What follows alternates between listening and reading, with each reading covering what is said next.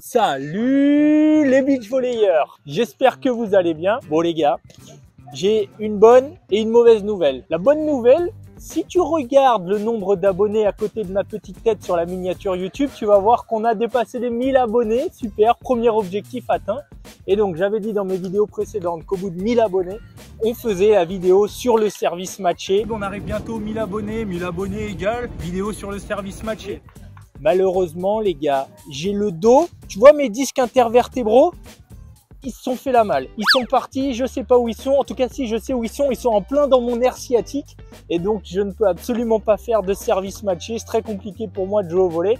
Mais c'est pas grave, je vais me soigner et je vous promets pour cet été, le service matché, donc ce sera pour au moins 5000 abonnés, mais vous inquiétez pas. Donc c'est aussi pour ça que je fais un petit peu moins de vidéos ces derniers temps. Cependant, je peux quand même encore faire quelques petites vidéos sur des gestes techniques. Et aujourd'hui les gars, je voulais qu'on parle du poké. Alors le poké ou le cobra, il y en a qui appellent ça le cobra. Le poké, vous savez, c'est le fait de renvoyer la balle comme ça avec les doigts en venant le taper avec les phalanges ici.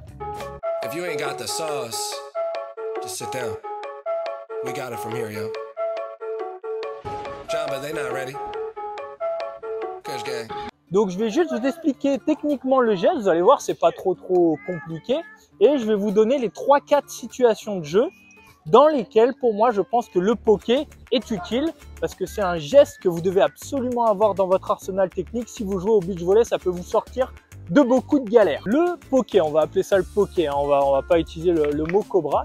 Je vois beaucoup de débutants qui utilisent simplement ces deux doigts là pour faire le poké. Moi je pense que c'est pas utile d'utiliser juste ces deux doigts, utilisez tous vos doigts. Comme ça, si vous n'êtes pas trop précis, ça ira sur l'auriculaire ou l'annulaire ou le majeur ou l'index. Comme ça, vous pouvez vraiment utiliser toute la surface ici. Il faut pour que votre main soit rigide, que ça fasse comme si vous étiez en train de gratter quelque chose, comme si vous étiez un tigre en fait, si vous voulez. Donc si vous avez les doigts bien rigides comme ça, il faut venir prendre la balle sur le plat ici des phalanges et pas ici sur les phalanges. Vraiment à cet endroit-là, parce que là, vous avez moins de surface de contact, alors qu'ici, vous avez vraiment de la surface de contact. Donc la balle, elle doit venir comme ça. L'idée, c'est si vous arrivez à la toucher avec les 3 phalanges simultanément. Donc pas ici, vraiment ici, comme ça. Donc ça, c'était le premier conseil, c'est comment placer sa main. Le deuxième, lorsque vous faites un poké, et vous allez voir, ça a du sens dans les différentes situations de jeu, votre bras doit être quasiment tendu et vous terminez juste comme ça en rigidifiant votre bras. C'est-à-dire, vous ne partez pas d'ici pour faire un grand truc comme ça. Votre bras est déjà relativement tendu et hop, juste vous poussez. Comme ici, c'est relativement rigide, votre balle, elle va partir assez loin. Donc, je le prends ici sur les phalanges et le bras relativement tendu. Je vais vous faire quelques démonstrations. Donc, pour moi, il y a vraiment 2 situations de jeu pendant lesquelles c'est vraiment... Qu'est-ce qu'il fait? Il fait le bordel derrière moi. Donc, pour moi, il y a vraiment 2 situations de jeu dans lesquelles ce geste-là de faire le poké est vraiment important. Donc, la première situation de jeu, c'est si par exemple vous êtes à l'attaque et notamment si la balle vient de derrière et que vous êtes en retard pour attaquer ou que vous êtes en difficulté technique pour renvoyer la balle, si jamais vous ne vous sentez pas de la travailler, de faire un cut, de la lober, vous pouvez prolonger la trajectoire de la balle avec votre poké et l'envoyer au fond du terrain, c'est le plus facile, ou bien faire un petit amorti, mais ça c'est beaucoup plus technique. Donc vraiment pour venir prolonger la trajectoire de la balle. Donc par exemple, je suis ici, la balle vient de derrière, et puis je suis en retard, je peux avancer comme ça, et hop, l'envoyer en poké. C'est généralement aussi quand la balle est un petit peu tendue, hop, la balle est un peu dans le fil, hop, je prolonge la trajectoire de la balle comme ça. Et donc ça, c'est taper. Donc dans les règles de beach, elle n'est pas poussée du bout des doigts, elle est vraiment tapée, comme ça, en cobra, en poké. C'est bon, ça passe. Hop, et j'envoie fond de terrain. Deuxième situation de jeu où le poké peut être très intéressant, si jamais vous êtes au bloc et que l'attaquant en face vous lobe et que vous êtes en plein recul de bloc.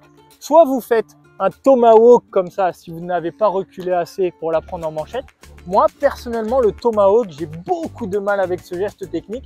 Je préfère reculer tendre le bras et faire un poké bien haut au-dessus de ma tête pour que mon partenaire vienne et puisse me faire la passe. Je suis au bloc, le joueur me lobe et hop, je fais un poké et là, mon pote a le temps de venir. Je suis ici au bloc, je vois que l'attaquant en face va me lober, je recule, je peux pas la prendre en manchette, petit poké pour l'envoyer en l'air. Essaye de me mettre un petit peu plus en difficulté. Donc je suis là, il me lobe, recule de bloc, hop, là mon pote a le temps de venir faire la passe. Ça c'est intéressant. Troisième situation de jeu, votre partenaire vous fait une passe qui est légèrement sur le fil et vous voyez en face les mains du bloqueur. En gros, si vous attaquez, vous allez vous prendre une boîte. Là, armez votre geste pour faire comme si vous alliez attaquer et vous faites un poké, vous passez au-dessus du bloc. Et si vous voulez rajouter de la difficulté, vous passez au-dessus du bloc carrément dans le coin opposé. Donc ça, c'est une situation de jeu intéressante. Votre partenaire fait une passe dans le fil. Il y a le bloqueur en face. Hop, vous passez au-dessus. La balle est dans le fil. Hop, je passe au-dessus. Bon, je vous ai montré les 3 situations de jeu pendant lesquelles c'est intéressant de faire un poké. Asia, elle a une 4e situation de jeu. Mais du coup, toi, t'es un 2. Du coup, moi, je sais pas faire le poké avec le bras gauche. Ah oui, parce que toi, tu joues en 4. Oui. Ça c'est les bons joueurs de beach volley. Moi, je joue que en 4. Vas-y, explique-toi la situation de jeu pendant laquelle tu aimes bien faire le poké comme ça. Alors, soit tu me fais une super passe, enfin, super relance, et je peux faire une passe, en fait. Mais au lieu de faire une passe, au dernier moment, hop, je le pose. Donc, c'est en seconde main. Oui. C'est pas au moment de l'attaque, c'est au moment de la passe. Non. Ok. Ou au moment où de l'attaque, et en fait, la balle est parfaite. Donc, je peux très bien frapper le ballon. Mais au lieu de ça, bah… Donc, c'est pas forcément le bloqueur qui te gêne, c'est toi qui décides vraiment de changer.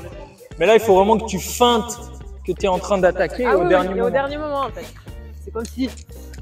Hop. Donc, on va faire celui où tu fais semblant de faire la passe. Est-ce que tu peux bien nous montrer la façon dont tu feintes l'adversaire, c'est-à-dire qu'au dernier moment, hop, tu fais ça. Je vais t'envoyer quelques ballons, comme si c'était une réception. On est tous les deux en réception. Service en face. Je fais une belle récepte, comme ça, hop. Et toi, tu viens pour faire la passe. Oh, la balle était dans le fil, la balle était dans le fil.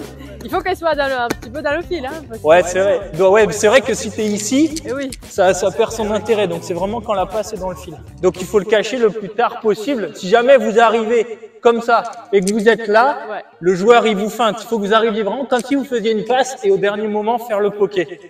Techniquement, c'est pas facile ce geste-là. Go. Hop.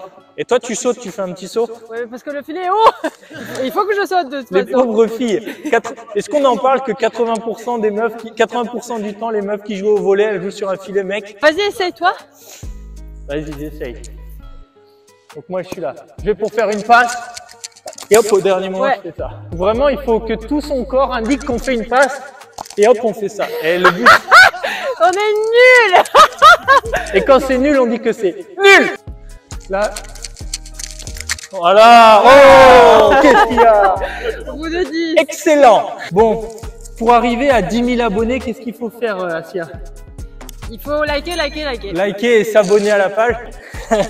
Allez, abonnez-vous à la chaîne YouTube. À très bientôt. Ciao les beach volleyeurs.